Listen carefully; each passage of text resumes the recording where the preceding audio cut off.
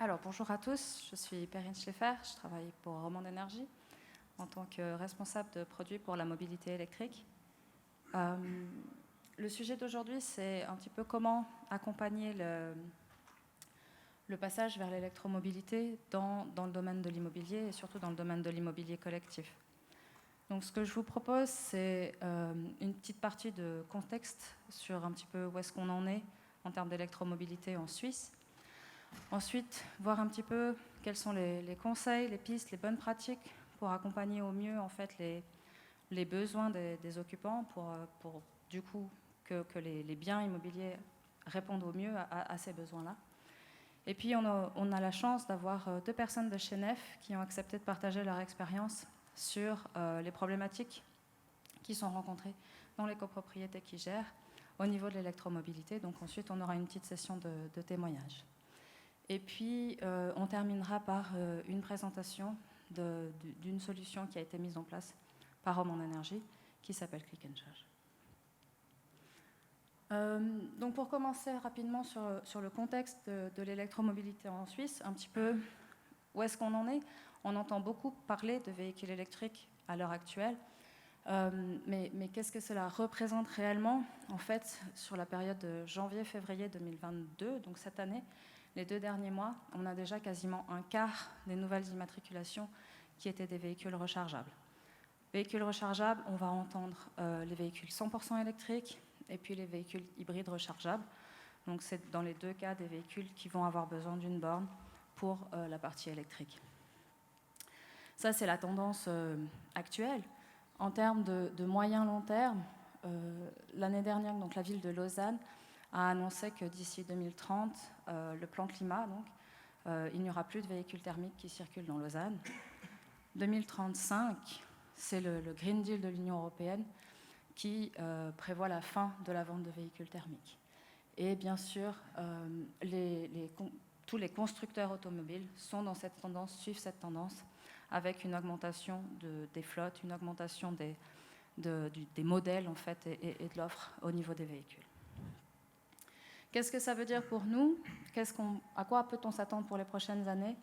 En fait, si on se focalise sur ces annonces, si on se focalise sur ces plans, et puis si on regarde aussi un petit peu les évolutions telles qu'elles ont lieu dans nos pays voisins, là où l'électromobilité est parfois plus en avance qu'en Suisse, on voit qu'on peut s'attendre à ce que d'ici 10 ans, on ait à peu près 50% de véhicules rechargeables dans la flotte globale en Suisse.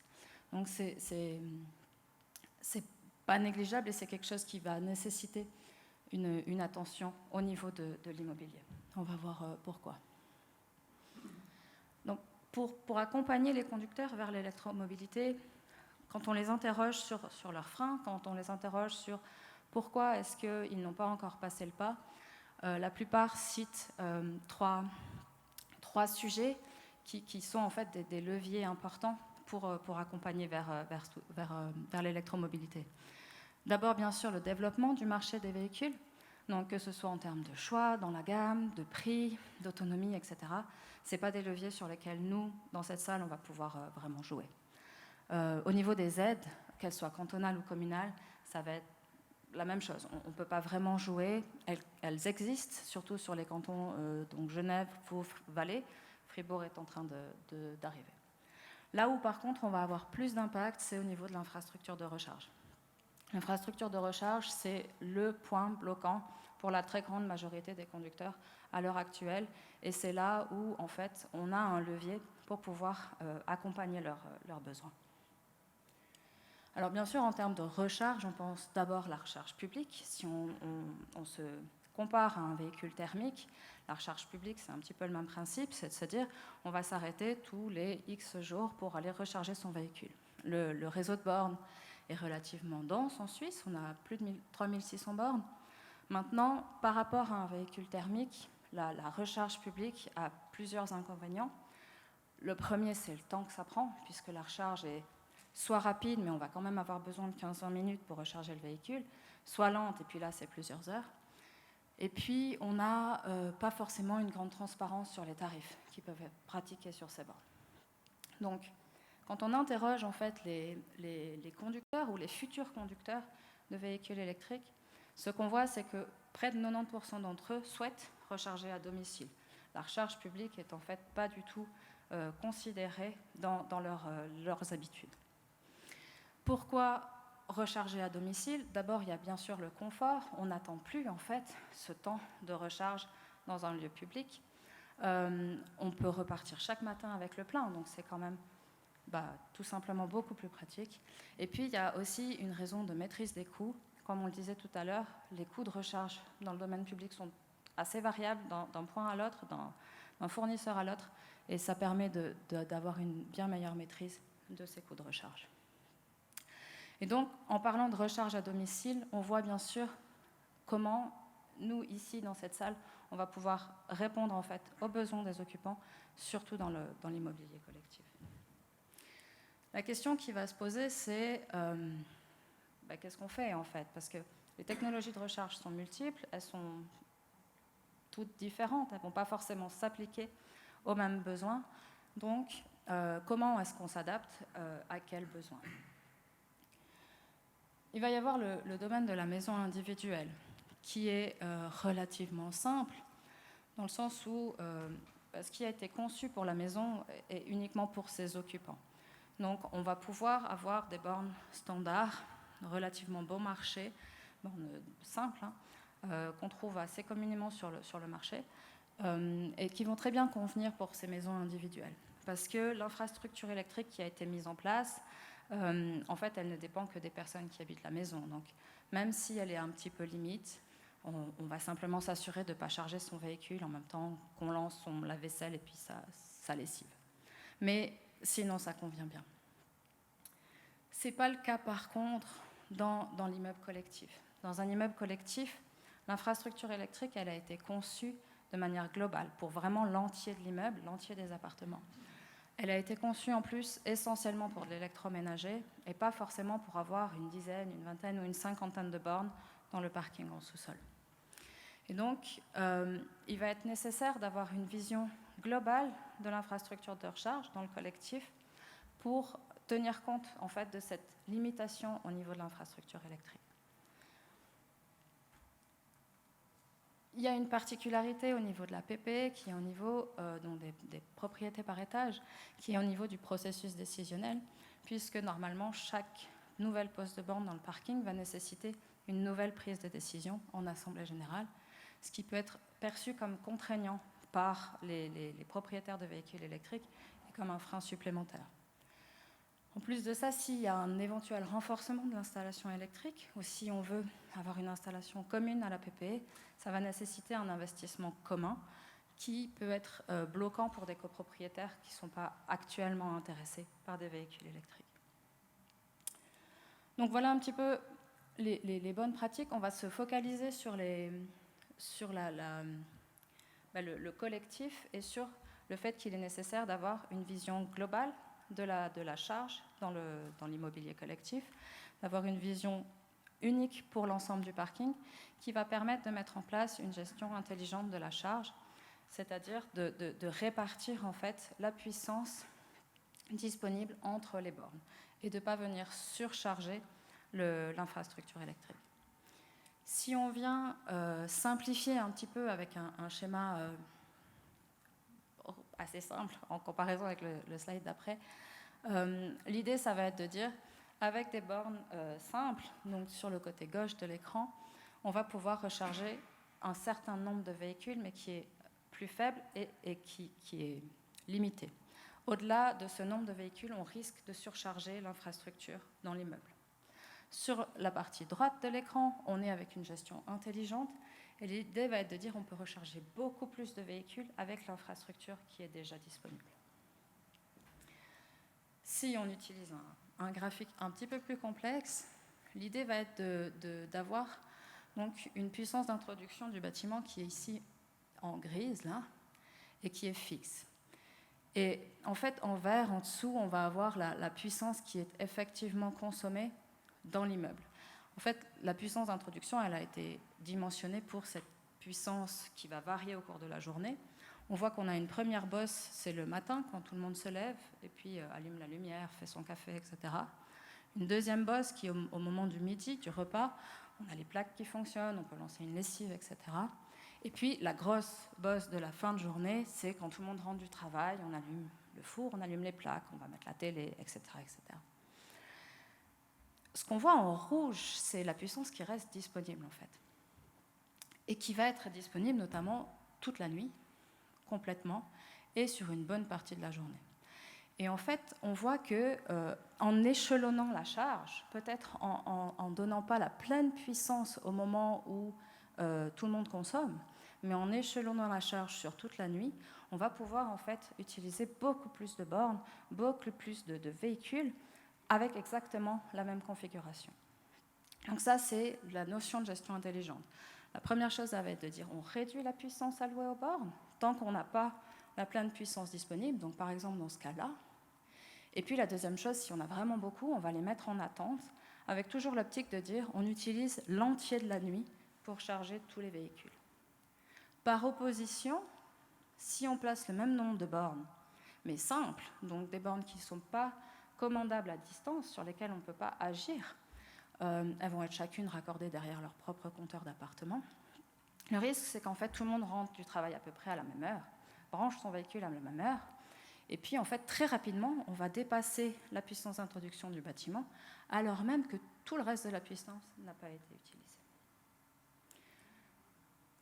Donc, voilà, ça va permettre de conclure sur ce premier aspect, qui est comment amener une solution qui a du sens dans l'immobilier collectif, et c'est cette nécessité de mettre en place des réseaux de bornes de recharge intelligentes qui peuvent communiquer entre elles parce qu'elles vont optimiser cette puissance qui est déjà disponible, permettre du coup à plus d'usagers de pouvoir s'en servir sans avoir à renforcer le réseau.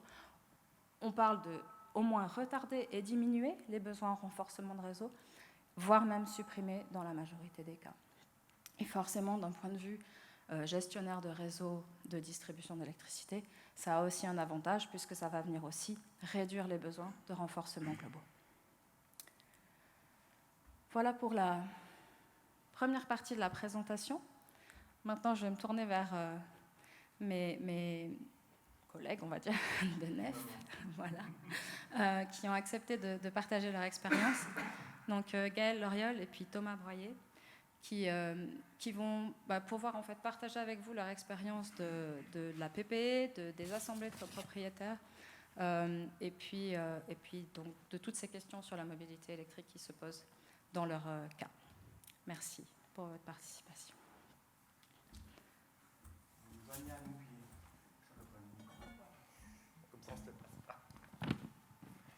Voilà, merci beaucoup, bonjour à tous. On n'a pas le plaisir d'avoir un PowerPoint juste pour notre présentation, alors on a une petite feuille de triche, il ne faudra pas nous en vouloir, on va essayer de ne pas trop la lire. Mais dans l'idée, ça nous sécurise un petit peu. Hein. Je me présente, donc Gaëlle Loriol, je suis directeur de la gérance et de la PPE de NEF Immobilier Lausanne. Je suis accompagné par Thomas Broyer, qui est responsable de la PPE. Et bonjour. Avec qui on va pouvoir échanger concernant ce qui vient d'être dit. Mais je m'en voudrais de partir, même si j'ai conscience que vous n'êtes pas venu pour ça, je m'en voudrais d'être parti sans avoir dit 2-3 mots sur NEF, puisque c'est ce qui nous anime tous les jours avec Thomas. Donc avant de plonger au cœur du sujet, quelques mots sur notre société. NEF, fondée en 1881, on est un groupe qui perdure depuis 1881. On est fiers d'avoir su conserver tant de belles valeurs qui nous animent, telles qu'un actionnariat détenu par ses dirigeants et une politique qui est vraiment centrée sur tout ce qui est foncièrement humain. Au fil des ans, NEF a su et a voulu répondre de manière proactive à tous les défis qui se présentaient, notamment ce qui a trait à la digitalisation ainsi qu'au développement durable, vraiment au sens large du terme. Et on voit que cette digitalisation, finalement, ou le développement durable, eh bien, on est aussi en plein dedans quand on parle de l'énergie électrique et de véhicules électriques. Alors aujourd'hui, NEF, c'est 395 collaborateurs qui travaillent activement dans 8 agences romandes. Ils couvrent tous les métiers de l'immobilier, alors tout, ça fait beaucoup, je ne vais pas vous les citer, mais quelques-uns qui nous concernent aujourd'hui, la gérance, la PPE, notamment, et l'expertise. Et donc c'est aujourd'hui sous l'angle de la PPE qu'on veut pouvoir partager, puisque c'est très certainement l'angle le plus complexe en matière de collectivité, du garage collectif. Et donc c'est avec grand plaisir que j'ai la partie simple, puisque j'ai le bonheur de cuisiner aux petits oignons mon collègue Thomas, puisqu'on a prévu quelques questions. J'ai prévu quelques questions. Donc, mon cher Thomas, assez parlé de nous. Concrètement, qu'est-ce qui se passe au sein des PPE avec ma première question? Est-ce que tu peux nous dire si les copropriétaires et les copropriétés sont finalement concernés par cette question? Est-ce que ça anime tes assemblées qui sont au demeurant d'habitude très calmes? Qu'est-ce qu'il en est? Oui, alors effectivement, je pense que plusieurs personnes dans cette salle sont concernées par ce problème. On peut constater depuis 2019 que de plus en plus de copropriétés et de copropriétaires nous posent des questions sur l'installation de bornes pour les voitures électriques. Chose intéressante, depuis 2021, ce problème qui semble extrêmement lointain pour de nombreux copropriétaires devient relativement urgent. Et c'est vrai qu'à ce jour, au travers des quelques 140 assemblées que j'ai pu tenir depuis janvier l'année passée, on a quasiment dans chacune d'entre elles abordé ce sujet avec pour objectif de proposer des solutions qui soient pérennes déjà pour 2022-2023 au plus tard. Donc effectivement, tous les copropriétaires sont concernés par ce problème et surtout tous les copropriétaires avec les mêmes questions, naturellement les questions de coût, les questions techniques, est-ce que notre bâtiment peut supporter cette introduction, est-ce que notre bâtiment est fait pour une installation commune de bornes, et aussi un problème d'équité qui est très très important et central dans notre profession, c'est-à-dire de pouvoir garantir à chaque copropriétaire l'accès à une borne de recharge d'une manière équitable, chose qui n'est pas possible, comme nous l'a démontré la présentation, avec des bornes individuelles. Donc alors du coup, en assemblée, pour répondre à ces questions, combien ça coûte, est-ce que c'est possible ou pas, qu'est-ce que tu proposes, comment tu traites les PPE, les copropriétaires qui te posent cette question, et puis en tant que bon administrateur, tu dois quand même avoir une réponse qui tient la route. Alors quelle est ta réponse? Effectivement, la réponse, vous la connaissez déjà, c'est celle qui vous a été présentée. Aujourd'hui, je pense pouvoir dire que c'est la seule solution pérenne qu'on a pu trouver pour des copropriétés, c'est l'installation de bornes intelligentes qui ont cet avantage de permettre à chaque copropriétaire d'avoir accès à sa borne d'une manière équitable, qui ont l'avantage de ne pas mettre en surcharge le bâtiment et qui ont l'avantage aussi d'être facilement adaptables aux installations électriques existantes du bâtiment, même si certaines augmentations par endroit peuvent être connues.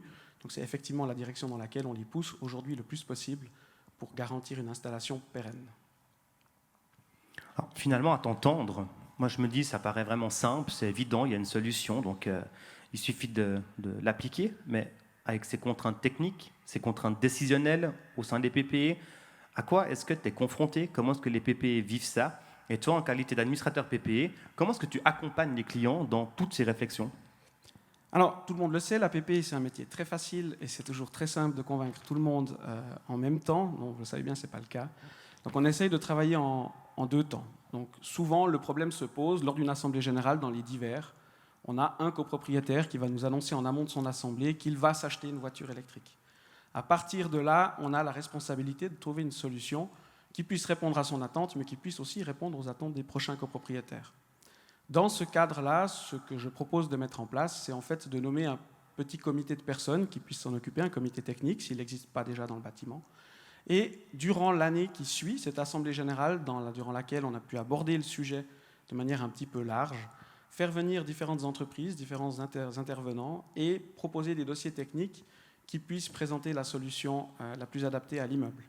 Évidemment, les premières questions qui vont se poser par ce comité technique, c'est de connaître la puissance des bornes.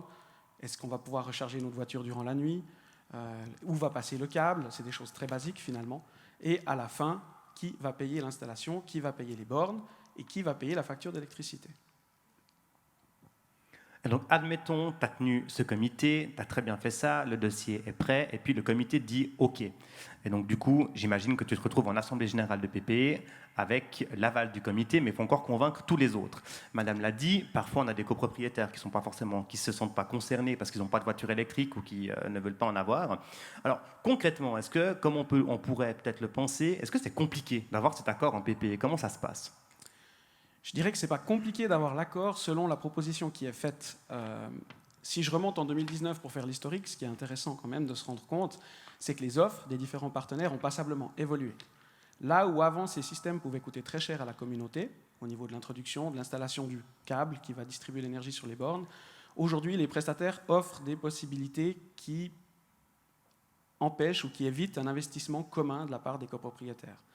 Donc finalement, la décision que ces copropriétaires sont amenés à prendre est souvent portée sur une décision de principe d'accepter une installation commune dans leur garage, d'accepter que des murs soient percés, d'accepter que l'aspect du garage soit modifié, mais finalement, pas tellement de payer pour ça.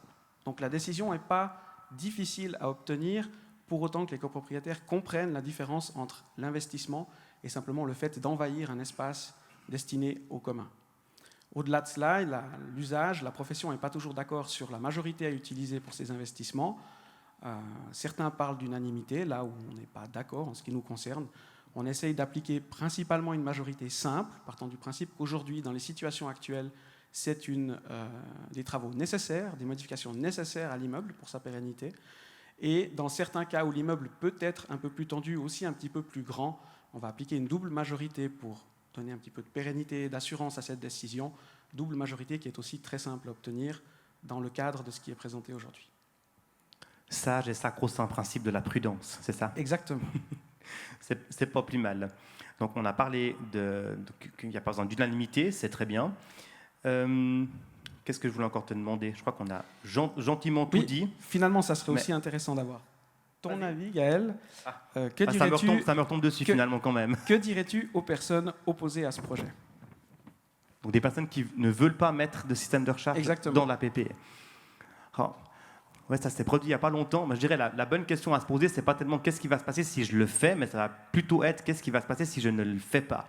En matière d'immobilier, on sait que la valeur, c'est vraiment le nerf de la guerre. Et puis, en bien immobilier, l'objectif, c'est de conserver sa valeur et même de lui en faire gagner, de générer des plus-values. Et aujourd'hui, face à la demande, on a vu les chiffres qui sont quand même assez clairs par rapport aux besoins, par rapport aux attentes des gens. Eh bien, moi, ce que j'ai tendance à expliquer, c'est que qu'on soit convaincu ou pas à titre personnel du fait de mettre une borne électrique, qu'on veuille personnellement avoir une borne électrique pour sa propre utilisation, n'est pas la seule question à se poser. La bonne question, c'est comment est-ce que vous allez demain vendre un appartement au sein d'une PPE dans un parking qui n'a pas de borne électrique, premièrement, et qui en plus a entériné, parce que des fois poser la question, c'est presque d'ouvrir, pour quelqu'un qui ne veut pas, c'est presque une fausse bonne chose, c'est que non seulement il n'y a pas, mais en plus dans le PV, c'est mentionné que la PP est réticente et refuse l'installation de telles bornes. Donc l'acquéreur sera très probablement frileux d'acheter un appartement au sein d'une PPE, sachant que ce n'est pas seulement que la question ne s'est pas posée, c'est que la question a été abordée et que pour l'instant, il y a eu un refus. Donc voilà, à titre, je dirais, de valeur, on ne peut que recommander d'avancer avec son temps, charge après à chacun d'installer une borne ou pas, mais en tout cas, en ce qui nous concerne, on conseille vraiment de le faire pour maintenir la valeur du bien.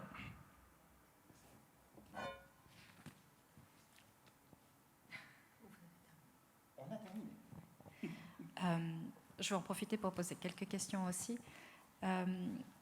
Vous parliez tout à l'heure que vous étiez arrivé à la conclusion que la solution qu'on présente est la meilleure des solutions. Est-ce que vous avez testé d'autres solutions et du coup, quelles ont été les contraintes en fait, qui en sont ressorties? Donc, finalement, vous n'êtes pas les seuls prestataires à proposer un système click and charge ou équivalent. Je dirais que les offres des prestataires aujourd'hui sur le marché sont toutes bonnes. Le système de bornes connectées est le meilleur système. Libre à chaque administrateur et copropriétaire de choisir son prestataire.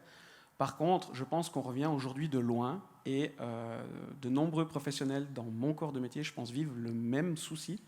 C'est-à-dire qu'on revient de quelques années de très mauvaises pratiques où finalement, quand l'arrivée d'une voiture électrique dans un garage était le truc bizarre qu'on n'avait jamais vu, on était nombreux à demander à un électricien de certifier que la borne personnelle du monsieur ou de la dame était connectée à son tableau électrique.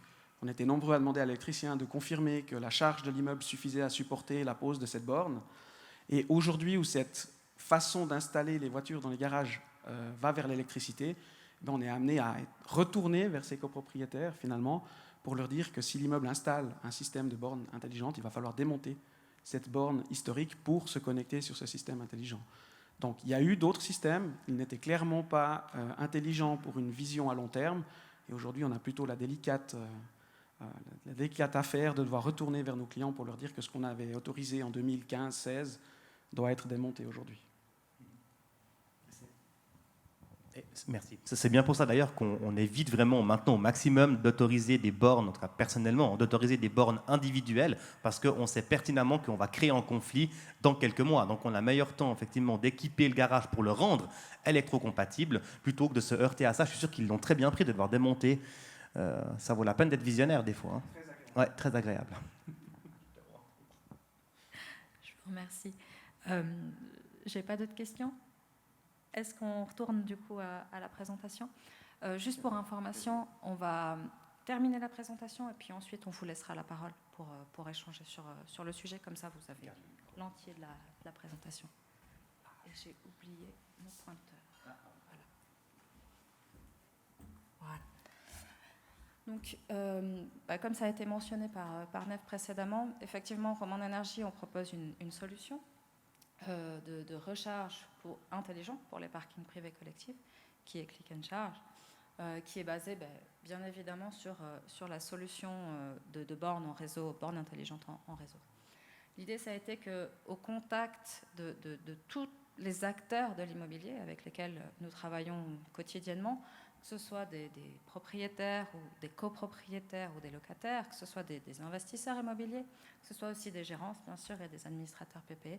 L'idée, ça a été de concevoir un produit qui réponde en fait aux problématiques de chacun et qu'en fait, on amène une vraie valeur ajoutée et qu'on participe donc, nous aussi, en tant que Romande Énergie, activement à cette transition vers l'électromobilité. Donc, le service Click and Charge, du point de vue de l'utilisateur d'un véhicule électrique, ça va être la possibilité de recharger chez soi, sur sa place de parc, très facilement. L'idée, c'est un petit peu de se projeter dans le modèle de Internet, où quand on arrive dans son appartement, on peut très facilement aller en ligne, souscrire, recevoir sa box et puis avoir Internet. Et donc l'idée, c'est à peu près aussi simple. Une fois que le parking a été équipé de la solution, on souscrit en ligne, on reçoit sa borne. Alors, c'est pas nous qui la branche, enfin, c'est pas le particulier qui la branche, mais on recharge de manière très facile. Au niveau propriétaire d'immeubles ou copropriétaire, quand on parle d'une PPE, l'idée, c'est de pouvoir répondre aux besoins des occupants qui sont intéressés par un véhicule électrique, tout le monde ne l'est pas, sans avoir à prendre de risques financiers, sans avoir, dans le cas d'une PPE, à mobiliser le fonds de rénovation, ou sans avoir à investir dans le cas d'un propriétaire immobilier qui ne souhaiterait pas investir. Et puis, du côté de la gérance, encore une fois, l'idée de venir proposer une solution qui va répondre aux besoins des occupants sans avoir à venir ajouter de charges administratives. Parler des assemblées et des 140 de l'année passée, je pense que chacun a suffisamment à gérer. Et donc l'idée est de ne pas venir rajouter une tâche administrative supplémentaire pour cette problématique. Donc, on ne voit pas, il y a une flèche au milieu qui fait tout le tour pour dire que c'est un service complet. Donc le service de recharge Click and Charge, l'idée de base, ça va être de dire qu'il faut une approche globale au niveau du parking, il faut une infrastructure de recharge globale qui va permettre ensuite de venir poser des bornes.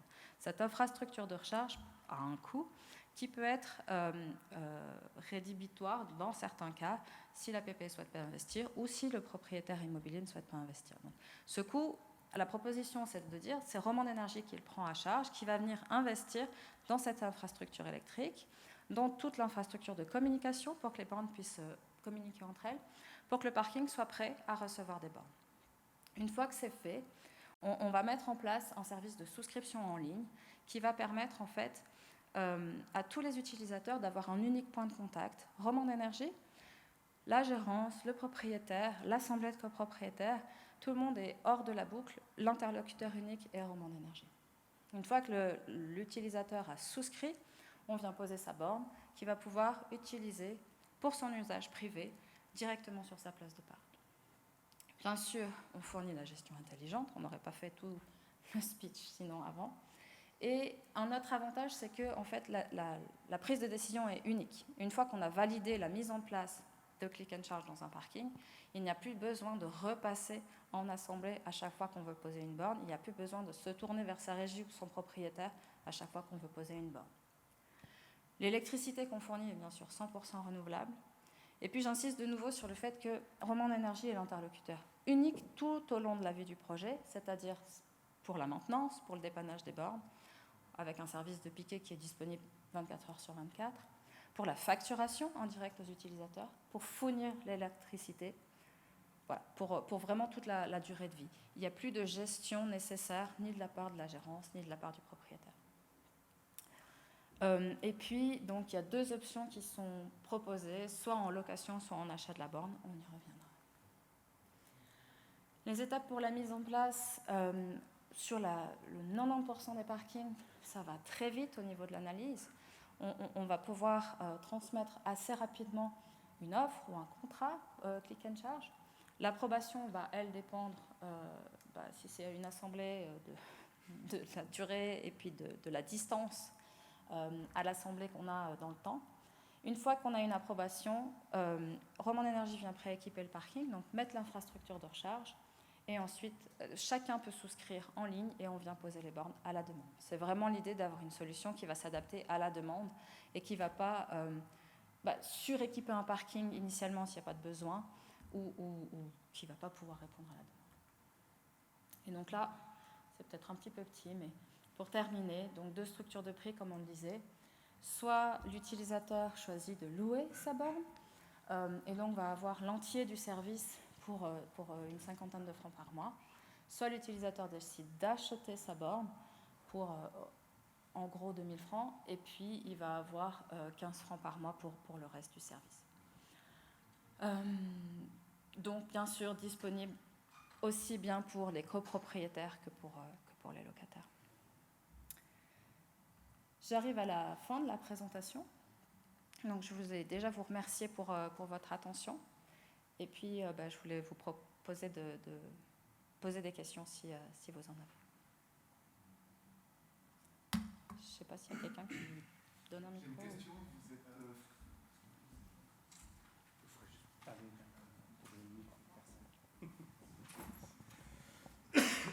Merci. Vous êtes focalisé sur les immeubles PPE. Est-ce que vous pouvez nous faire un retour également sur des propriétaires d'immeubles de rendement qui souhaiteraient également faire cette application? Alors, bonne question. La question est un peu moins d'actualité, je dirais, ou moins pressante, mais elle se pose également avec les mêmes questions, simplement, on va dire, un processus de décision qui est un peu plus rapide. Mais tout ce que j'ai dit par rapport à la valeur du bien immobilier peut être tout à fait par analogie appliqué à la valeur de rendement d'un bien d'investissement, et avec les mêmes questions. Est-ce qu'un locataire, dans un mois, une année, 5 ans, va venir dans votre immeuble s'il ne peut pas, si l'immeuble n'est pas électro-compatible?